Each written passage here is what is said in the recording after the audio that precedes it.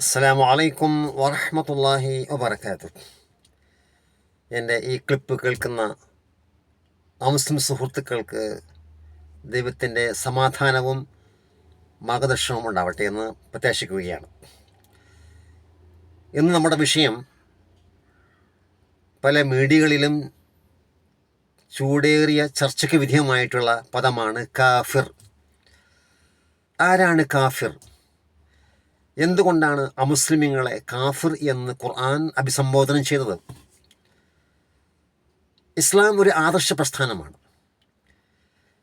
ഇസ്ലാം പരിപൂർണമായും വിശ്വസിക്കുന്ന ആ സത്യമതം, ആദർശം, അതിന് എതിരുള്ളവർ കാഫിർ, സത്യത്തെ നിഷേധിച്ചവർ, മൊത്തത്തിൽ സത്യം മനസ്സിലാക്കാത്തവർ എന്നർത്ഥത്തിൽ മുസ്ലിങ്ങൾ അല്ലാത്തവരെ കാഫിർ എന്ന് വിളിച്ചിട്ടുണ്ട്. അതുപോലെ സത്യത്തെ മനസ്സിലാക്കുകയും അത് മറച്ചു വയ്ക്കുകയും ചെയ്യുന്നവരെയും കാഫിർ എന്ന് വിളിക്കുന്നുണ്ട്. ശരിക്കും കാഫിർ ആരാണ്? മനുഷ്യൻ്റെ ദൈവം നൽകിയ അവൻ്റെ ഇൻ്റലിജൻസ്, അതിൽ സ്പിരിച്വൽ ഇൻ്റലിജൻസ്, ദൈവത്തിന് അള്ളാഹുവിന് നമ്മളെ സൃഷ്ടിച്ചപ്പോൾ, ആദം അലിഹിസ്ലാമിനെ സൃഷ്ടിച്ചപ്പോൾ, ആദം അലിഹിസ്ലാമിൻ്റെ മുതുകിൽ നിന്നിട്ടും അള്ളാഹു എല്ലാ റൂഹിനെയും പുറത്തെടുത്തുകൊണ്ട് അവരോട് ചോദിച്ചു, അലസ്തു ബി റബ്ബിക്കും ഖാലു ബല ഷഹീദിന. എല്ലാ മനുഷ്യരെ കൊണ്ടും അള്ളാഹുവാണ് റബ്ബ് എന്ന് അള്ളാഹു സമ്മതിപ്പിച്ചതാണ് ആത്മീയ ലോകത്ത്. അവൻ ജനിക്കുമ്പോൾ കുല്ലു മൗലൂദിൻ യൂലദു അലാ ഫിത്ര, അവൻ ജനിക്കുമ്പോൾ ആ ശുദ്ധ പ്രകൃതിയുടെ കൂടെ ജനിക്കുന്നത്. പിന്നെ അവൻ്റെ ചുറ്റുപാട് അവനെ മാറ്റുകയാണ്. ഒന്നോ കാഫിറാക്കുകയാണ്, അല്ലെങ്കിൽ മുനാഫിക്കാക്കുകയാണ്, അല്ലെങ്കിൽ യഹൂദി, നസാറ, വ്യത്യസ്ത മതങ്ങളിലേക്ക് അവൻ്റെ ചുറ്റുപാട് അവൻ നയിക്കുകയാണ്. ഈ അർത്ഥത്തിൽ മുസ്ലിങ്ങൾ അല്ലാത്തവരെ കാഫിർ എന്ന് വിളിക്കുന്നു. ഇസ്ലാമിൻ്റെ ആദർശ പ്രസ്ഥാനം, അതിൽ അടിസ്ഥാനപരമായിട്ടുള്ള ഏകദൈവ വിശ്വാസം, പ്രവാചകത്വം, അതുപോലെ രക്ഷാശിക്ഷയ്ക്കുള്ള പരലോക വിശ്വാസം, അതുപോലെ ശരീഅത്തിൽ എന്തൊക്കെ പ്രവാചകർ സ്വല്ലല്ലാഹു അലൈഹി വസല്ലമ ഖുർആനിലൂടെയും പ്രവാചകരുടെ വചനങ്ങളിലൂടെയും സ്ഥാപിക്കപ്പെട്ട കാര്യങ്ങൾ, ഇതൊക്കെ പരിപൂർണമായും സത്യമാണ് എന്ന് അംഗീകരിക്കുന്നവരാണ് മുസ്ലിം.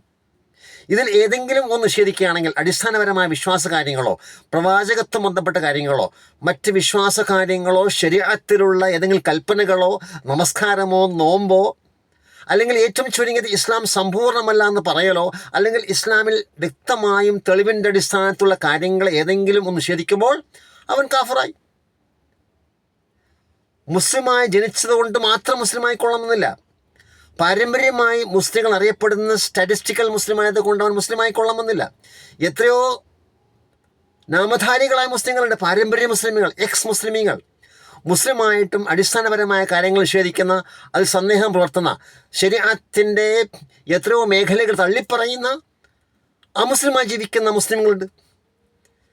അപ്പോൾ അത് പ്രത്യേകിച്ച് ആരെയും നിന്ദിക്കാനോ, ആരെങ്കിലും കുറ്റപ്പെടുത്താനോ, ആരെങ്കിലും ഏതെങ്കിലും വിധത്തിൽ അവനെ കൊച്ചാക്കാനുള്ള വാക്കല്ല, മറിച്ച് അവൻ്റെ നിലപാടിനെ വ്യക്തമാക്കുന്ന ഒരു വാക്കാണത്.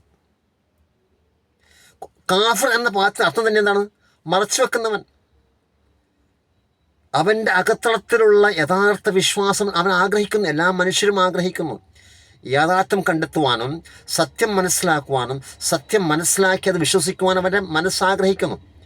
ഈ മനസ്സിനെ അവൻ മറച്ചു വെച്ചുകൊണ്ട് അവൻ്റെ ഇച്ഛക്കനുസരിച്ച് ജീവിക്കുന്നു. അതുകൊണ്ട് തന്നെ അവൻ സത്യത്തെ മറച്ചു വെക്കുന്നു. അപ്പോൾ സത്യത്തെ മറച്ചു വെക്കുന്നവൻ എന്നർത്ഥത്തിൽ കാഫിർ എന്ന പദം ശരിയാണ്. ഒരു കർഷകൻ വിത്ത് മറച്ചു വെക്കുമ്പോൾ അവനെ കാഫിർ എന്ന് വിളിക്കും. അതുപോലെ തന്നെ പകലിനെ മൂടുന്ന രാത്രി വരുമ്പോൾ കാഫിർ എന്ന് വിളിക്കാറുണ്ട്. ഈ അർത്ഥത്തിലുള്ള ഒരു ടേംസാണത്. ഖുർആൻ ഉപയോഗിച്ച വാക്ക് ഖുൽ യാ അയ്യുഹൽ കാഫിറൂൻ, യാ അയ്യുഹൻ നിദാ അൽ അദബിയ വശഅരിയ. ഇസ്ലാമിൻ്റെ ഏറ്റവും സംസ്കാരമുള്ള ഒരു ഭാഷാപ്രയോഗമാണ് അയ്യുഹ.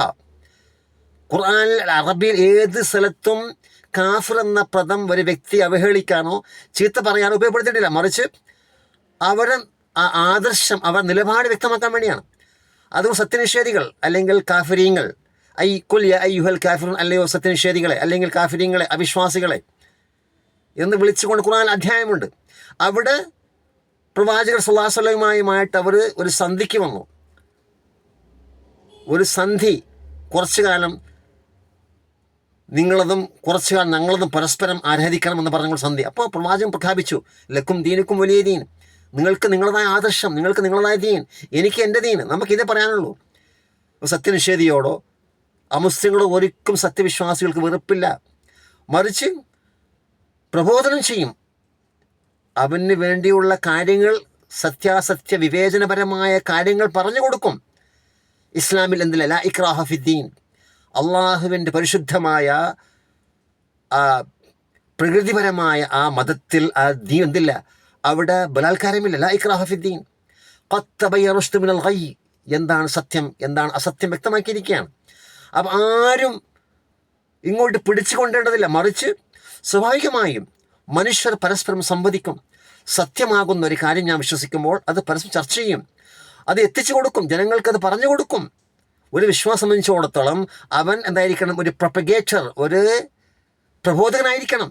അവൻ സത്യം വിശ്വസിക്കുകയും സത്യം അംഗീകരിക്കുകയും സത്യത്തിനനുസരിച്ച് പ്രവർത്തിക്കുകയും, എന്നിട്ടോ സ്വാർത്ഥത പ്രകടിപ്പിച്ചുകൊണ്ട് അവൻ മറ്റാർക്കും അത് അറിയിച്ചു കൊടുക്കുന്നില്ലെങ്കിൽ അവൻ സ്വാർത്ഥനാണ്, അല്ലാത്ത വിശ്വാസിയല്ല, അവൻ കപടവിശ്വാസിയായിരിക്കാം.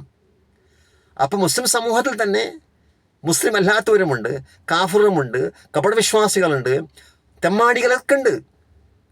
അതുപോലെ മറ്റ് മതങ്ങൾ, ഇപ്പം മറ്റ് മതങ്ങളിൽ ഇപ്പം ഹിന്ദു അല്ലാത്തവരെ വിളിക്കാൻ ഉപയോഗിക്കുന്ന വേർഡാണ് എന്ത്, മ്ലേച്ഛൻ. അതുപോലെ യഹൂദി ക്രിസ്ത്യാനികൾ പരസ്പരം അവരെ ജാതി അല്ലാത്തവർ വിളിക്കാൻ ഉപയോഗിക്കുന്ന വേർഡ് വിജാതീയർ.